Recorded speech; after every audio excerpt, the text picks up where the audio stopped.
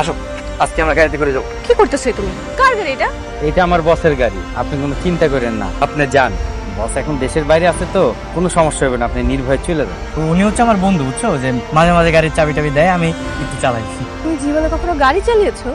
মাঝে মাঝে চালাই তো। তুমি ওঠো না, ওঠো ওঠো।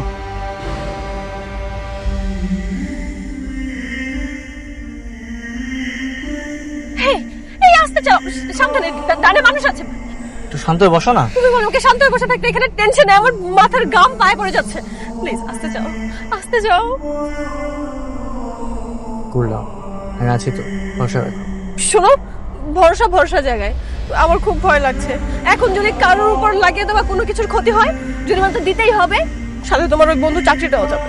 আচ্ছা বাবা, একটু চুপ করো, একটু গাড়িটা চালাতে তো। হ্যাঁ, তুমি কি পাগল হয়ে গেছো? কি হয়েছে? এত বড় শপিং মলে নিয়ে আসছো, তুমি জানো এখানে দাম কত হবে? আমার ব্যাগে মাত্র আছে মাত্র 3000 টাকা। এই টাকার মধ্যে দুজনের শপিং শেষ করতে হবে। আচ্ছা সমস্যা নাই, আগে ভিতরে চলো, যাই দেখি কি অবস্থা। এই তুমি এক কাজ করো না, তুমি আমাকে চকবাজার নিয়ে যাও, ওখানে 3000 টাকার মধ্যে আমাদের দুজনের খুব সুন্দর মতো শপিং হয়ে যাবে। আচ্ছা শোনো, আমরা আগে ভিতরে যাই, যদি বেশি দাম হয় তারপর একটা সিদ্ধান্ত নিব। হ্যাঁ ঠিক আছে, তুমি যেহেতু বলছো চলো যাই। সুন্দর না? আচ্ছা ভাইয়া, এটার দাম কত? 15,000 টাকা। 15,000? এই শাড়ি 15,000 টাকা? লাখ টাকা। আপনাদের বাজেট কত আসলে? আমাদের বাজেট তো 3000 টাকা, এর মধ্যে একটা শাড়ি নেব আর একটা শেরওয়ানি লাগবে।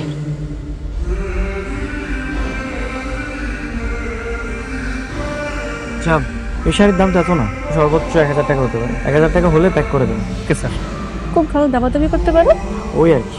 শুধু চা বানাতে পারো না। সমস্যা নেই, আমি তোমাকে আজকে চা বানানো শেখাবো। সেদিন বিকেলে আমি তোমাকে চা বানানো শিখিয়েছিলাম। আরে ভাবি, আমারে না, আপনি মনে হয় আপনার স্বামীরে শিখেছেন। ঘুরে ফিরে ওই গল্প আবার আমারে শোনাইতেছে না। তুই এখানে কেন?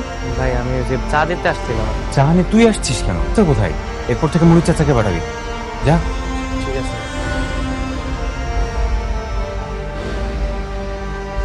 তোমরা আমাকে প্রতিদিন বিরক্ত করো, আমি কিন্তু টিচারের কাছে কমপ্লেইন করব। স্যারকে বলবি বল, তাতে আমাদের কি? আমাদের কোনো কিছুই যায় আসে না। খুব ভালো লাগে ফ্রিজিং করতে না ঋতু? টিচারদেরকে বলে কোনো কিছু হবে না, তুই একটা কাজ কর, তুই 999-এ ফোন দে, তারপর ওদের হাল কি হয় এটা তুই তো দেখতেই পারবি। 999-এ কল দিবে। শোন, তোরা দুজন আমাদের সাথে চল, আমরা তোদেরকে 999 করে দিই। তোদের সাহস অনেক বেড়ে গেছে তাই না? ওয়েট, দেখ আজকে তোদের কি করি। Hello madam. গোলাম, জি ম্যাডাম। আমাকে ভার্সিটির কয়েকটা বখাটে ছেলে অনেক বিরক্ত করছে। আমি আসতেছি ম্যাডাম, আসতেছি। তুই আর কাউকে পাইলি না, তুই গোলামকে ফোন দিছিস কেন? তুই দেখ না গোলাম কি করে। কি আর করবে, ওদের হাতে মার খেয়ে ডিরেক্ট হসপিটাল। তুই গোলামকে চিনিস না? গোলাম? সেটা আবার কে রে? গোলামকে একবার আসতে দে, তোদের এক একটা এমন অবস্থা করবে জীবনেও ভুলতে পারবি না।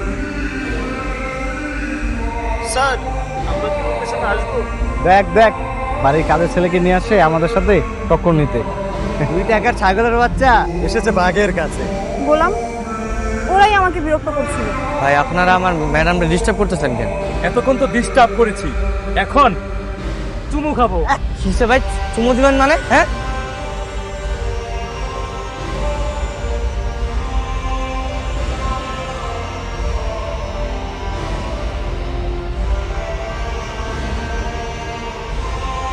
কে রে, তুই বসে পড়ছিস কেন? ওঠ, সামান্য কাজের ছেলের কাছে তুই মাপ চাচ্ছিস? ওঠ।